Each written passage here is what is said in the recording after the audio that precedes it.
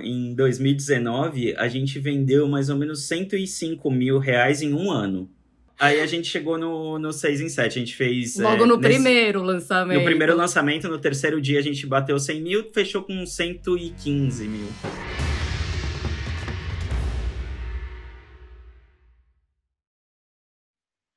Bem-vindo ao podcast Faixa Marrom, uma conversa com alunos e alunas da fórmula de lançamento que fizeram famigerado, 6 em 7, isso é R$ 100.000 em 7 dias. E hoje eu tô aqui com o Augusto e com a Rô. Tudo bom, gente? Tudo ótimo, bem, Érico. você? Grande Que prazer honra falar estar com aqui. você. De onde vocês estão falando? De São Paulo. São Paulo, capital? Capital mesmo. São Paulo.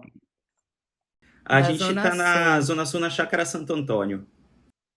Onde fica a Chácara Santo Antônio? Fica- Pegar Marginal Pinheiros. Marginal Pinheiros, você conhece? Próximo ao Shopping Morumbi, se você já Ah, perfeito. conhece um pouco a região. Situei aqui. E qual que é o nicho de vocês?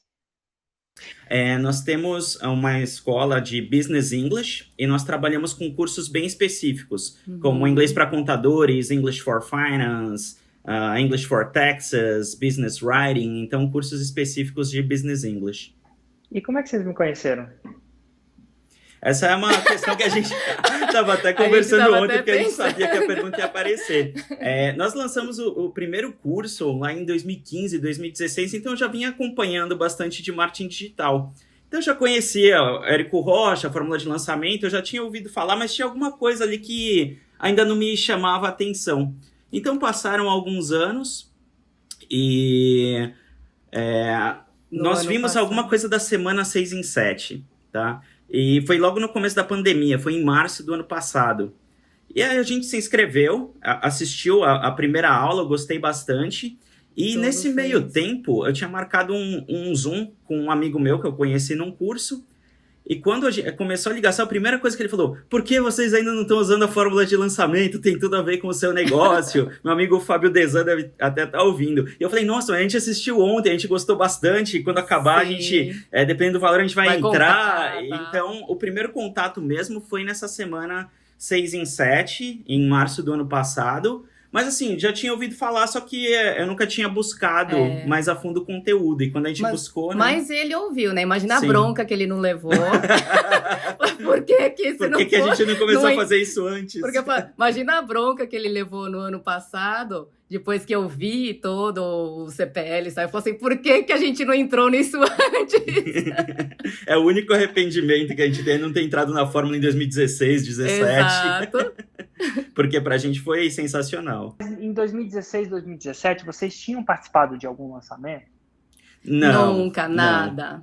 Então talvez seja... Então estão desculpados. Mas assim, o primeiro lançamento que vocês participaram foi em 2019, então? 20. 2020. Não, foi em março de 2020. É. Foi o primeiro e a gente já A gente já comprou, entrou já embarcou direto. nessa. Uhum. Ah, então vocês não titubearam. E o que foi que fez vocês, enfim, investirem essa quantidade? Eu acho que muita... Fala pra você, depois eu falo o meu. Tudo aquilo lá fez sentido. Então, assim, as dores, né? Então, você levou ladeirinha pra falar, tinha lá um trecho. Então, esse negócio de ter agenda lotada. E a gente tava com a agenda lotada, já tava excedendo nossa capacidade de atender. E a gente já tinha essa ideia, já estava muito claro pra gente essa ideia de embarcar 100% online. A gente já começou a fazer essa transição da empresa. Antes a gente tinha aulas presenciais e Ou tudo encontro, mais, né? E a gente queria fazer essa mudança para conseguir atender mais pessoas, para conseguir impactar mais gente com nossos ensinamentos diferenciados. Então, a nossa cabeça já estava pensando em online para conseguir escalar mais ainda. Então, essa parte de agenda lotada, na verdade, é uma bênção que parece uma maldição, que parece uma bênção, né? Acho que clicou muito isso. E o outro ponto que tudo que você falou fez sentido.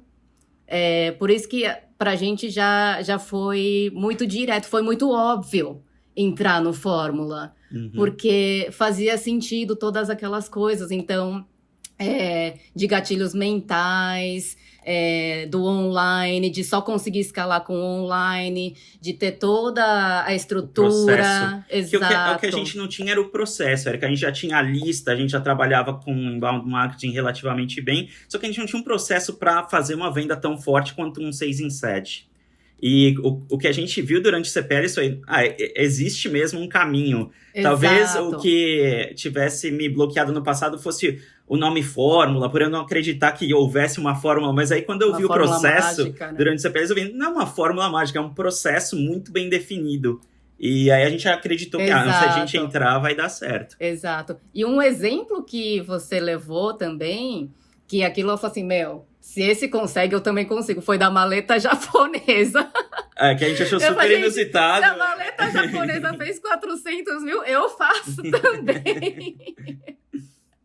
E fez mesmo, olha que louco. Inclusive a maleta japonesa é o poder. Sim. Uma outra coisa bacana, Eric, pra gente foi o gatilho da similaridade também. Sim. De te conhecer um pouco da sua história, que é parecida com a nossa no sentido, a gente também veio do mundo corporativo, a gente também trabalhou no exterior, a gente também estava insatisfeito, a gente queria fazer algo que impactasse mais as pessoas. E a gente também, em 2019, antes da pandemia, a gente estava morando um ano na Tailândia, a gente estava viajando e trabalhando. A gente quer morar em Barcelona. E também. aí a gente viu que a gente ia para Barcelona, se não fosse a pandemia. A gente viu que você fez todo esse caminho também. Sim. Antes, então isso gerou assim esse gatilho da similaridade na gente. A gente se identificou totalmente com você. Essa maravilha que a maioria das pessoas falam, comida boa, gente amável, preços baixos. Como é que foi a Tailândia para vocês? A gente gosta muito, a gente já tinha ido algumas vezes, só que assim, diferente da maioria das pessoas, a gente gosta de cidade, então a gente fica mais em Bangkok do que nas ilhas, né? As pessoas pensam sempre nas ilhas paradisíacas, em Phuket, Phi Phi,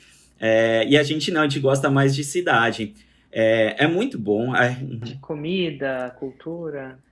Sim. Essas duas acho que são as principais. A comida, a cultura, as coisas diferentes que tem. Então, as pessoas, quando você fala de Bangkok, o pessoal pensa em alguma coisa muito desestruturada, subdesenvolvida, né? Mas não. Lá, assim, tem prédios que são 1000 vezes mais legais, mais bonitos, mais modernos do que São Paulo.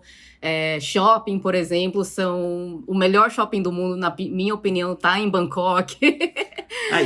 A parte das pessoas que você falou é verdade, assim, as pessoas são bem amáveis, assim, são muito solistas, apesar da dificuldade com o inglês, todos têm um inglês pelo menos rudimentar, então você consegue conversar um pouco com as pessoas, mesmo quando você come na rua, né, que é a parte da cultura popular, você consegue conversar com a pessoa do lado, com a pessoa da barraquinha.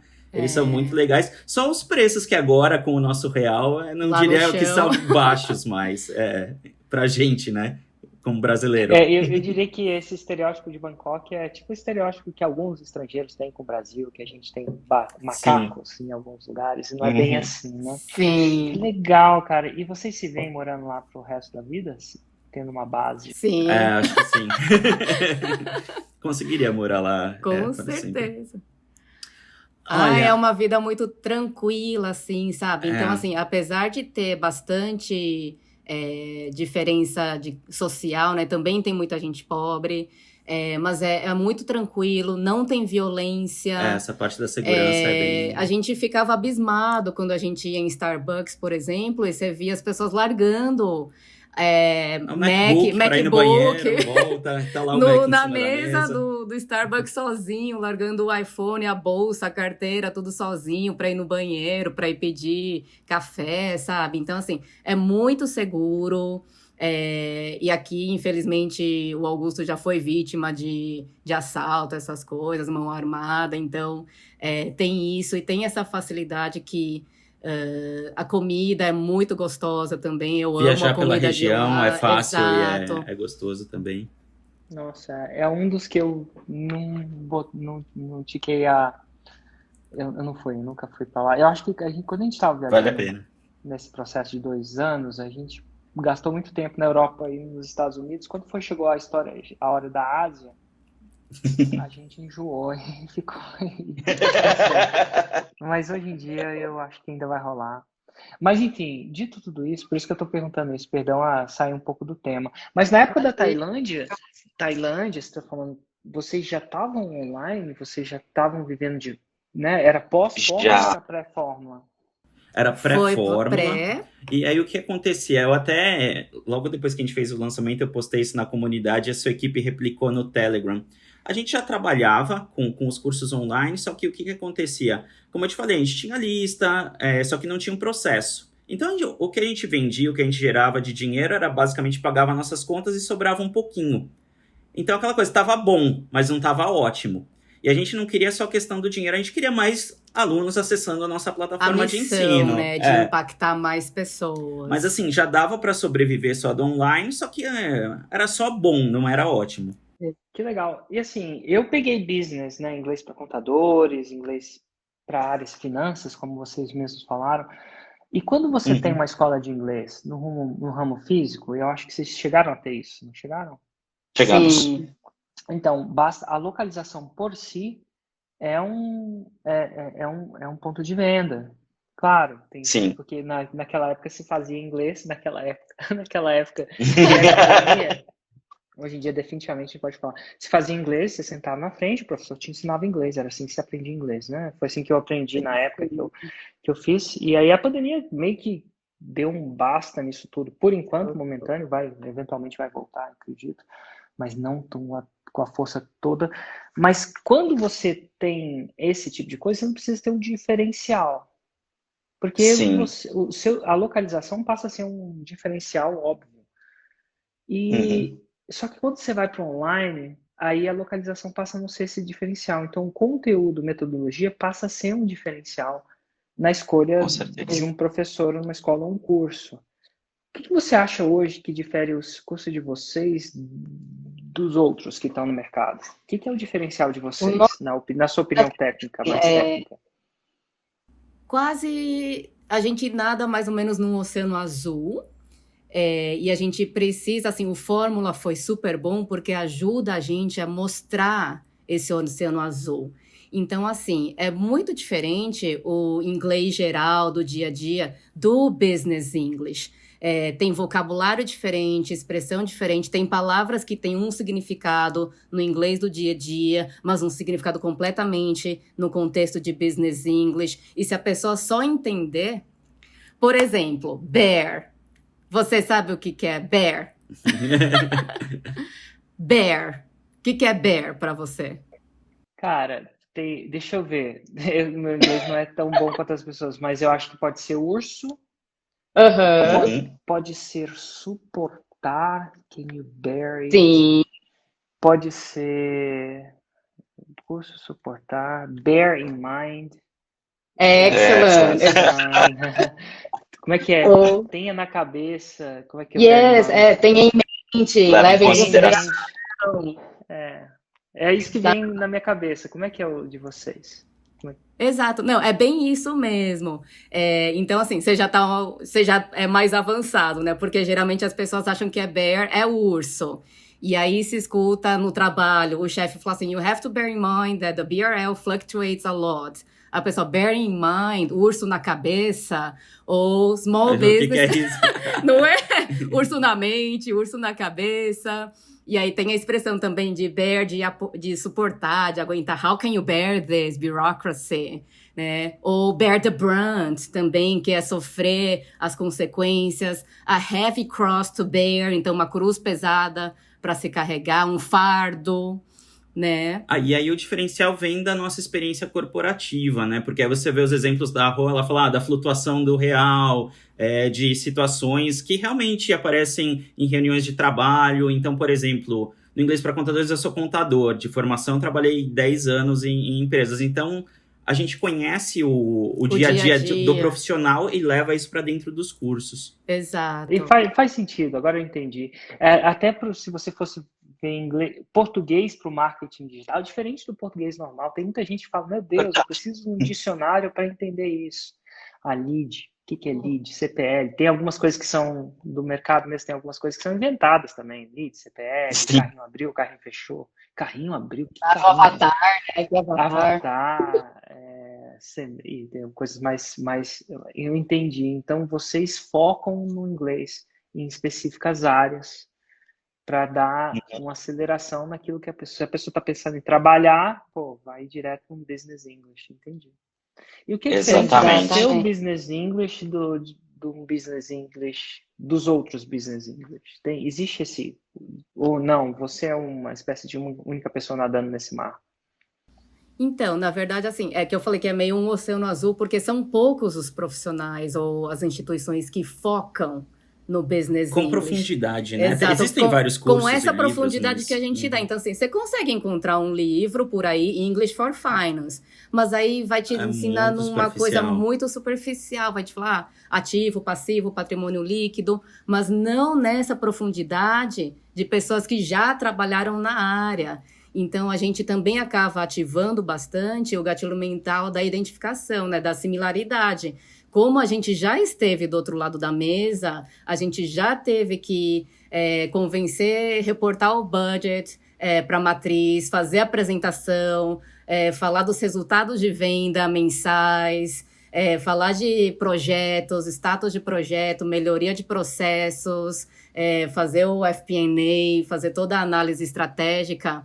A gente traz essa maior profundidade que as outras instituições não trazem. Saquei. Então, o diferencial de vocês é profundidade e similaridade, né? Profundidade, excelência, esses né? dois. Nesse caso. Às vezes fica, no final das contas, aí você é profundo e excelente naquilo que faz. Saquei. Exato. Bom, mas vamos lá.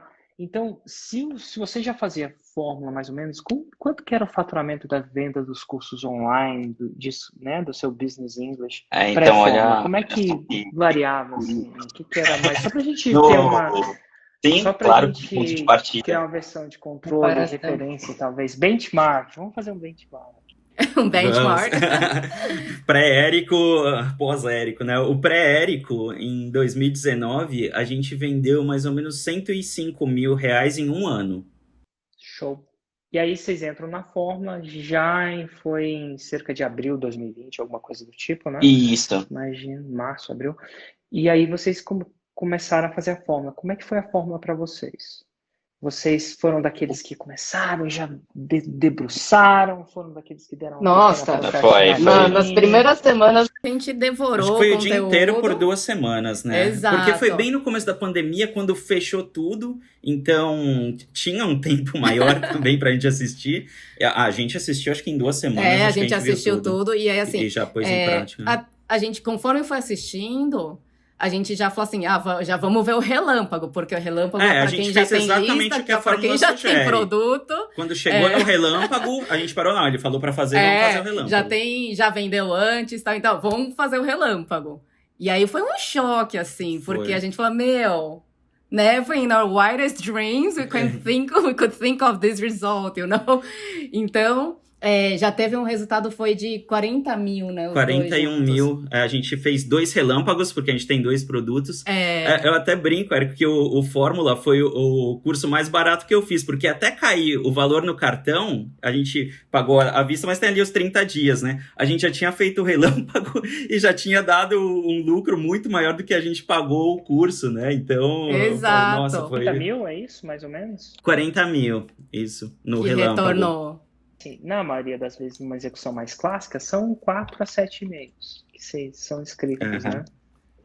E, cara, 40 mil é cerca de 40% do seu faturamento. Do que a gente fez em um ano. Um ano, Com 4 e-mails ou 7 e-mails, né? Vezes 2 produtos, foram 2 semanas. Sim, acho que foram falando 7 de 14 e-mails, né? Enfim. Sim. A gente ficou chocado. O que me chocou foi a conversão, porque antes eu tinha a lista, eu mandava, às vezes, eu conseguia 0,5%, 1% de conversão ali para vender um produto para a lista. Dessa vez, a gente pegou só os mais quentes, fez esse trabalho dos 7 e-mails com esses mais quentes, mas a conversão foi de 20%, 22%. A gente nunca tinha visto nada parecido. Daí a gente ficou pilhado. Falou, nossa, agora vamos pro interno já. Que massa. Então, a gente E como é fez que foi o interno de vocês, então? Nossa, o primeiro Foi interno foi super uma, cansativo, assim, mas... uma maratona pra gente. Sério, Érico, eu até falei assim, ó, eu sonhei com você. Eu até falei pra Augusto, eu sonhei com você. Tipo, a gente tava, tipo, tendo uma maratona, uma gincana numa caverna. E aí a gente ganhou a gincana. Aí daí a gente sonhou, eu também sonhei que teria feito o 6 em 7 e a gente fez o 6 em 7. Mas assim, no primeiro dia que abriu o carrinho... a gente chegou 10 da noite, abriu 6 da manhã, chegou 10 da noite, a gente achou que ia morrer, sério. Porque a gente nunca tinha tido chat, e-mail, e assim, não tava 100% preparada a estrutura. Então, o que eu fazia? Eu mandava antigamente o login e senha manualmente para garantir que a pessoa recebeu. É quase que eu matei. Então, eu deixei vários processos manuais, a gente não tava tão preparado assim pro volume em um dia, né? Porque, assim, eu sempre mandei manualmente, mas, assim, 2 por dia, nunca foi um caos. Aí eu tinha que mandar os acessos, responder o chat, e a gente nunca tinha tido o chat no site, E aí monte de foi gente escrevendo. mal setado, porque foi um chat proativo, O chat convidava né? a pessoa a perguntar, assim. Então, nossa, naquele dia eu tava respondendo o chat no banheiro, com o meu computador no banheiro, assim, respondendo o chat. E só nós dois, né? Nós não temos equipe. Aí chegou 10 da noite e falei, acho que eu vou morrer. Acho que eu tô morrendo. Mas no terceiro dia, aí a gente chegou no 6 em 7. A gente fez... Logo no primeiro lançamento. No primeiro lançamento, no terceiro dia, a gente bateu 100 mil, fechou com 115 mil. 115 mil, e agora esse é um clássico, um ano de vendas em 7 dias. Eu posso... Foi exatamente isso. Que era o claim que você usava antigamente, né? Um ano de venda em 7 dias. Foi exatamente o que aconteceu com a gente. Um clássico, a gente tem um método normal, de um produto normal, que era usado durante um ano inteiro, que foi usado para vender online. Então, e quando eu comecei essa falar da fórmula, era isso. Eu falava, cara, a fórmula é tão melhor, que se você usar ela com maestria, você é capaz, não quer dizer que vai acontecer, mas você é capaz, existe a possibilidade de você gerar em 7 dias de venda o equivalente a um ano de faturamento do jeito convencional. E estamos aqui no clássico ano de vendas em 7 dias, né? Que louco! Que massa! E agora vocês estão completamente convertidos, imagino eu. Totalmente, estamos eu no falo pra Insider todo também. mundo. Trouxe um monte de amiga minha. Ai, que ótimo. E vem cá, tem alguma pergunta que vocês queiram fazer para mim? Eu geralmente tô abrindo perguntas. Vai que vocês têm alguma coisa que nunca perguntaram diretamente e tenham curiosidade de saber. A gente pergunta assim, sobre internacionalização, porque agora a gente pensa bastante em internacionalização, até para conseguir atingir mais pessoas, até também pelo real despencando a cada dia, a gente não pode ficar dependendo disso, né? A gente gosta de viajar. Uma notícia mais louca que a outra. Exato, então daqui a pouco... né? Então, assim, fica assim, uma curiosidade, assim, como a gente pensa em internacionalizar, queria saber se você chega a pensar nisso, talvez não com fórmula em si, né, por causa do Jeff e tudo mais, mas, assim, algum produto diferente, como você enxerga isso? Ou com licenciamento do fórmula. Exato. Não, pensando, a internacionalização, cada caso seja um caso. No caso de vocês queriam ensinar o quê? Português para... Não, daí a gente pensaria em algum produto diferente. Eu tenho um produto de finanças que é 100% em inglês. Então, ele não é um curso de inglês para finanças, ele é um curso de corporate finance, por exemplo. Então, cursos na área de finanças, só que são cursos em inglês que eu poderia vender para o mundo todo. Qual produto seria? Eu tenho treinamentos de finanças que são em inglês, então não são de inglês para finanças. Então, por exemplo, eu tenho um curso de corporate finance. Então, eu poderia vender ele para pessoas em qualquer país, desde que a pessoa fale inglês, pelo menos intermediário. Então, esse seria um exemplo. Então, aí a gente, geralmente com o termo, quando você fala no nosso mercado, o termo internacionalização, significa vender alguma coisa que você já vende com sucesso no Brasil, lá fora, a fim de aproveitar as vantagens de um mercado maior em número e em poder de compra. Então, Uhum. mas nesse caso, é quase, no seu caso, não é internacionalização, porque não é você vender um produto que você já vende, já fez o 6 em 7 aqui, sim, você vai começar um novo negócio lá fora. Verdade. Então, nesse perspectiva, deixa eu te falar, começar novos negócios lá fora é tudo de bom. Essa técnica que a gente usa aqui, principalmente quando se falando do jeito que a gente constrói a audiência através de construção e distribuição de conteúdo, é cutting edge. Ó, Ah. cutting edge. Inclusive, talvez até mais cutting edge do que a... Opa, voltou Aí. a internet. Eu vou reentrar na nossa ligação de lá. Segura aí. Uhum. Uhum. Vamos ver se a internet demora um pouquinho para voltar. Segura um pouquinho. É. Enfim, mas é cutting edge. Então, o jeito. Então, Legal. mas agora você tem que encarar isso como um novo negócio. Todo o processo novo. E aí sim, você vai ganhar em dólar, sim, o mercado é fantástico, e sim, se o seu conteúdo for bom, a sua Roma for atrativa, é fantástico. Mas é um novo negócio, em paralelo, como se fosse começar uma nova empresa, né? Então, Sim. em relação... Isso já não é internacionalização em si. Tá. É você começar do zero. Uhum. Num contexto internacional, né? Num contexto onde você vai falar inglês e vai ensinar corporate finance. Sim, sim. Sacou? Mas é verdade. A gente não tinha pensado por Isso esse lado. responde a sua pergunta. Agora, uma outra pergunta seria o fato de internacionalizar. Isso é, por exemplo, eu vender a fórmula em outro país, aquela coisa toda.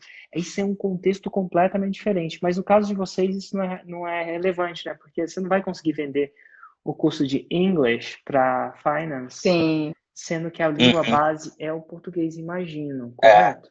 O máximo seria para Portugal, Moçambique, Angola. Mas E aí, seria o máximo. Portugal, Moçambique, ela não conta nem como internacionalização. É. Ou para brasileiros em... Isso sim. Isso a gente Esse é um já público tem. interessante. Esse público Isso já tá, mas assim nem conta. Não seria exatamente internacionalização nesse sentido. Teria alguma outra? Respondi a sua pergunta? Ou Sim. você teria alguma outra pergunta também? A gente tem várias Se você deixar... Vamos lá, vai. Tá, eu vou fazer uma então, que é sobre a formação de equipe. Eu queria ver qual que é a sua luz nesse sentido. Tem diversas atividades que a gente já poderia usar um terceiro. Por exemplo, edição de vídeo. O volume que tem, eu poderia até contratar um freelancer para fazer edição de vídeo, tudo bem. Mas se eu for terceirizar todas as atividades, então, por exemplo, o design, o tráfego, alguma coisa administrativa, o que eu vejo é que se eu fizer tudo isso com freelancers ou terceiros, eu vou ter mais trabalho gerindo tudo isso do que hoje eu pegando e fazendo, eu e a Rô dividindo as tarefas e fazendo. E a gente tem a ideia, e aí que eu queria o seu input. Você acha que faz sentido contratar uma pessoa, um profissional mais jovem de alguma área e treinar ela em outras áreas? Ou você não vê isso funcionando? É melhor tentar formar a equipe pouco a pouco, primeiro com freelancers, depois, quando tiver um volume grande de trabalho em cada área específica, trazer internamente? Olha, não existe um jeito certo e errado. A primeira coisa que eu chamo é as áreas fundamentais da empresa. Aquelas áreas fundamentais são as áreas que vão causar crescimento extremo se bem gerenciadas. Uma dessas áreas é a capacidade de lançar. Outra área é o seu próprio produto. Você vai precisar dele para causar crescimento. Eu considero áreas fundamentais. O que é a área fundamental? No pensamento estratégico, são áreas que vão gerar crescimento, tem a chance de dobrar, triplicar meu negócio. Nessas áreas, eu quero ter o controle de intensificar do jeito que eu quero, de melhorar. Então, o produto é fundamental na sua empresa. Ele é parte do seu core business. Lançamentos, a área de vender também. São os três tríades. Tráfego também, na minha opinião. Tem gente que discorda. Eu acho que, então, eu nunca terceirizei meu tráfego. Tá. Então, por quê? Porque eu quero manter inteligência e intensidade, ter controle de inteligência e intensidade na minha empresa. Isso quer dizer que, agora que vocês provavelmente começaram a fazer seu tráfego, não terceiriza. Porque quando está no terceiro, a inteligência está com o terceiro. Sim. E você não controla a intensidade que ele tem com o seu projeto. Amanhã, eu tenho classicamente um terceiro que gerencia nossos eventos. Dá consultoria pra gente. Então, a gente vai falar de consultoria Tá. freela, tá? Vou até só anotar aqui, consultoria. E aí, eu tenho do FL ao vivo, né? Vocês participaram do FL ao vivo. Tem uma consultoria. E aí, para dezembro, a gente teve um call, onde o FL ao vivo é um evento grande virtual. Tinha 11 mil pessoas lá. Mas veio um cara maior, dos Estados Unidos, pagando em dólar, e queria fazer um evento no mesmo dia. E o terceiro, ele tem que pagar os boletos dele. Então, a gente provavelmente estava perdendo aquele terceiro. Então, por que e aí que vem uma coisa que é importante. Eu tenho, apesar de usar uma consultoria, eu posso usar consultoria de vez em quando. Consultoria é um cara pegar e ensinar a minha equipe a fazer. Não fazer pela minha equipe. A terceirização ele fazer pela minha equipe. Então, esse provedor de eventos, inclusive ela palestrou, a Barry Bloom. Sim, a gente viu. Para essas outras pessoas, ela faz tudo. Ela não é uma consultoria. Ela aluga o lugar, aluga as televisões, faz tudo. O marido dela monta a tech. O cara não precisa ter nada. Só que no meu caso, eu decidi que aquele evento, e vocês devem saber fazer, por quê, né? Porque lá eu vendo insider, aquela coisa toda. Aquele evento era fundamental para mim. Então, eu não queria que ela fizesse para mim. Eu queria que ela desse uma consultoria. Ela concordou. Tá tudo bem. Inclusive, super cara a consultoria. Super vale mais a pena. Tudo na vida que eu paguei. Só que, eventualmente, faz uma semana atrás que ela decidiu falar não para esse outro cliente. Pela relação de longo prazo que a gente tinha. A gente tinha uma relação de longo prazo. Faz tempo que tá. E por mais que ele pagasse mais, às vezes, ela pesou na balança, eles pesaram, e ele falou assim, eu vou ficar com você é um cara mais longo prazo pra gente. Legal. Mas podia não ter sido.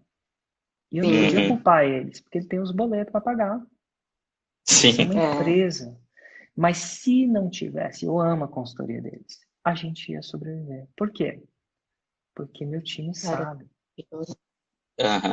Então, eu, no caso, adoro, para processos fundamentais, eu contrato consultorias para ficar melhor, consultores. O que é consultoria? Um cara de fora ensinar meu time.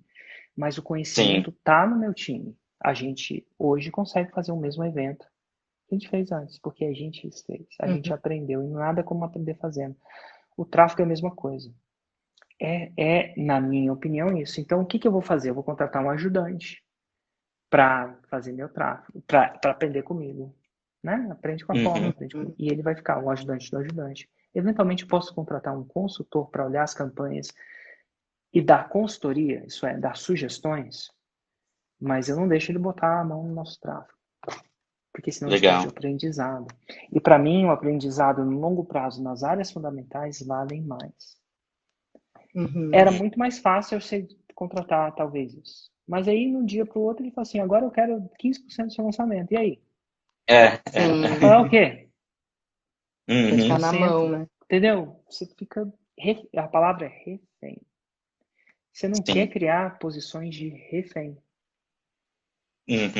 Né? Nada de errado, certo? E, de novo, o gestor também tem que pagar os boletos dele. Isso não é uma crítica ao gestor. Ao contrário, ele tá fazendo. Ele tem crianças na escola particular, tem que ir para Tailândia também.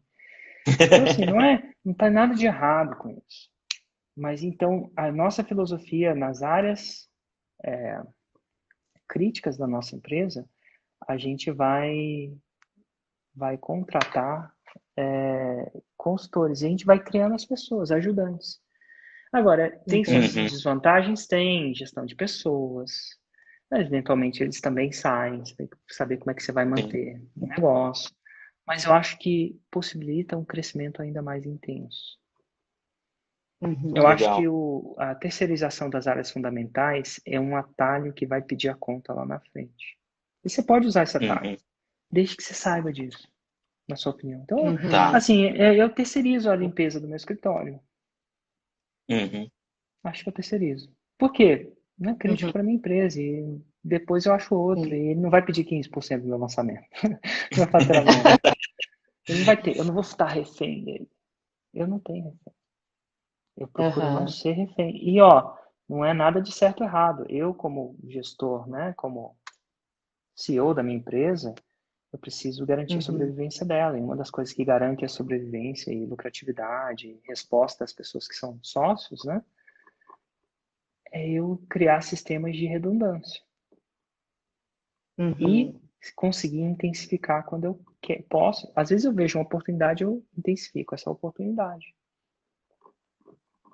Então eu sou muito a favor, desde cedo. Agora, é um caminho sem volta quando você começa a terceirizar, principalmente o tráfego. Você perde inteligência. E ele é muito crítico. E é difícil você voltar atrás. Então, quando você está pequenininho e nunca terceirizou, você vai criar músculo. Cara, uma vez que você terceirizou, é difícil de voltar. Porque você vai ficar dependente daquela terceirização. E nada de errado, às vezes é isso que você quer. Mas seu tamanho vai crescer tudo e você não vai ter reforçado essa perna dentro. Então, eu gosto de começar bem. Eu gosto com um time de tráfego interno. De verdade. E aí ajudando, contratando as equipes assim. Fez sentido? Fez total. Principalmente essa divisão, né, do que é estratégico, do que é inteligência interna e do que realmente é mais substituível. Edição de vídeo. O editor de vídeo não vai chegar para mim e vai pedir 15% da minha empresa. É mais commodity. Você vai começar com freela? Acho que é legal começar com os freelas, eventualmente contrata full time. Tá. Ele não vai chegar e pedir 5%, 10% do seu lançamento. O gestor de tráfego vai. Sim. E aí, vai nesse lançamento. No próximo, sabe-se quanto. E aí, você vai ter que ajoelhar, eventualmente, pagar. Então, assim, esse é um processo de refém. Então, no meu gestão de risco, eu vou evitar isso no longo prazo. Sim. Então, agora, se você faz muito vídeo, compensa você ter um... Porque toda vez que você está contratando um cara ou outro, você está perdendo essa pessoa está saindo com outros o tempo inteiro, naturalmente, tá? Então, eu acho que você vai querer contratar, assim. Eu gosto. Meu time de vídeo é interno, porque a gente tem bastante demanda, a gente treina, aquela coisa. Mas você pergunta, se um dia eu precisar dessa pessoa, essa pessoa vai pedir 15% do meu lançamento. E eu vou estar... Em inglês chama arm locked, né? E tem essa expressão em business, né? Você levar um arm lock. Arm lock, quando a proposta... Eu acho que é em inglês jurídico, que eu vi no Suits, naquela série. A gente assiste também. É ótimo. Então ele usa muito essa expressão que no Brasil você não deu uma chave de braço na pessoa, né? Mas no inglês eles falam, cara, aquela pessoa me deu... Você vai ser chave de braçado. Chave de braçada é o cara te deu um argumento e você tem que sentar, chorar e pagar.